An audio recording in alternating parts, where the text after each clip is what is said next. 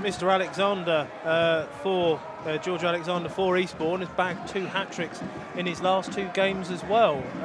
After missing a penalty against Boreham Wood, hat-tricks against Enfield and Hemel Hempstead, both with varying results. Of course, a massive win at an in-form, rejuvenated Enfield side, and then probably 2 points dropped, I think, from Eastbourne's point of view at the weekend in that 3-3 draw. So I think they're probably determined, not just from the perspective of the title race, but possibly to, avenge that particular result, as well as the run of form they've had against the Stones. There's obviously 4 in the spin for the Stones in the last couple of seasons and a bit, isn't it? And everyone else is lined up about sort of 16 yards out, waiting for any possible push out by the goalkeeper. And it's only Charlie Seaman who's back at all. Ben Brooks gets it, and that is just over, not touched by Joe Wright. So, and forgive me, I haven't actually identified too many Eastbourne players yet. Anyway, it's thrown backwards towards Barry. Barry gets a left-footed cross over. And that's headed out, but only as far as an Eastbourne player on the corner of the area. Inside, Eastbourne attack. Cross comes over, and that is that is a great header, clearance header, but it is at the expense of a corner there from Rafe Brown. On Saturday, of course, that'll be Fred and Alex doing that one on Stones Live. 2-0 Bath now, as I mentioned, that's a 2-0 Bath and St Albans, so there'll be some changes down the bottom this evening. Don't you doubt it, and probably at the top as well. Trusted towards Blair, on by Abigan.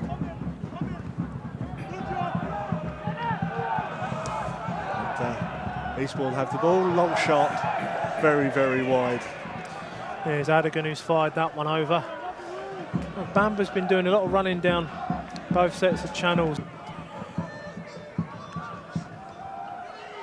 Nice Gets play. it in, and it's Brad Barry on the right, out to Clark.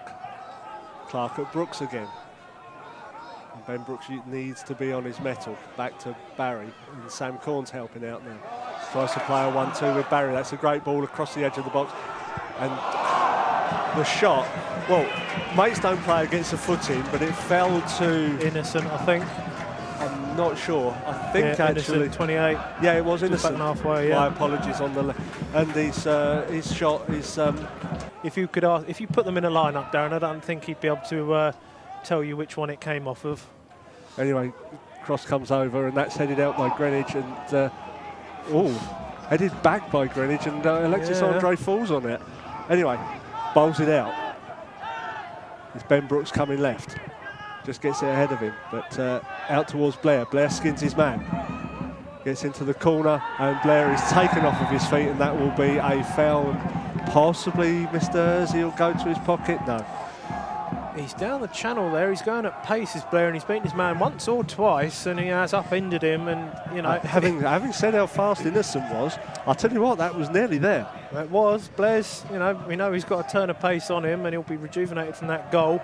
And it is Clark who gets himself booked, not for any of his foul throws, but for that tackle from behind. How's that for a heat map? There you go. Anyway, Brooks across towards Reece Greenwich, and that just goes past the post. I think Joe Wright probably would have had that covered. Well, it's the combination that worked against Bath at the weekend to open the scoring. Long pass forward towards Alexander, nowhere near him, and Alexis Andre comes out and will clear.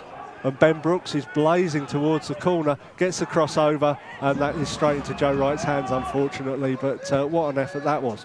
Great run. And Joe Wright again hit up in the air by Rafe Brown, nodded on by Sam Corn, but Charlie Seaman's asleep. In towards Abigan to Alexander, and Alexander scores.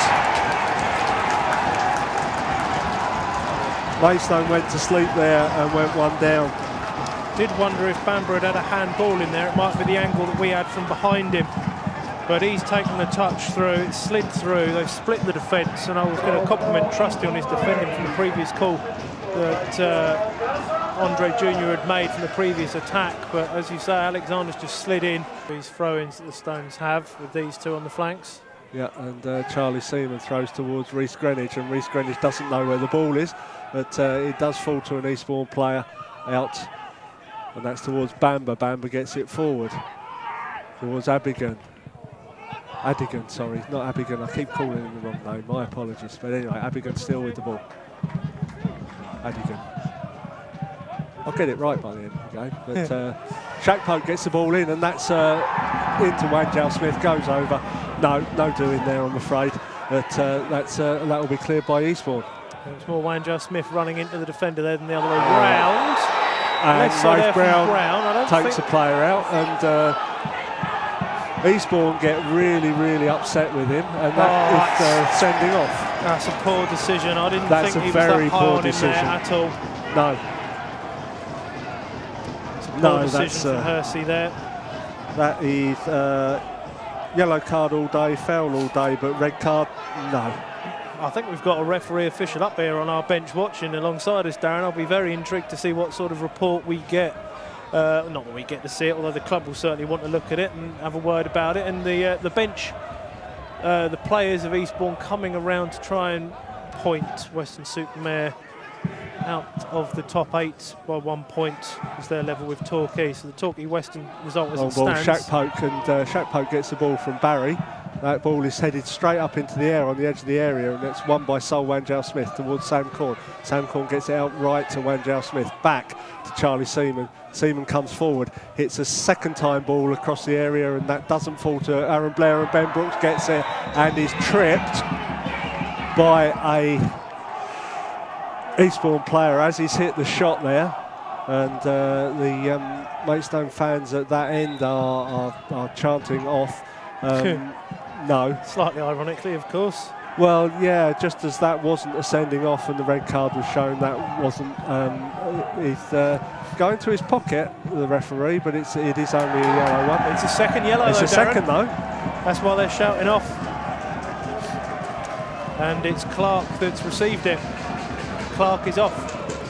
I know I got the red card wrong last season when it was the second yellow, one of them. So there's 2 red cards last time, there's 2 red cards again.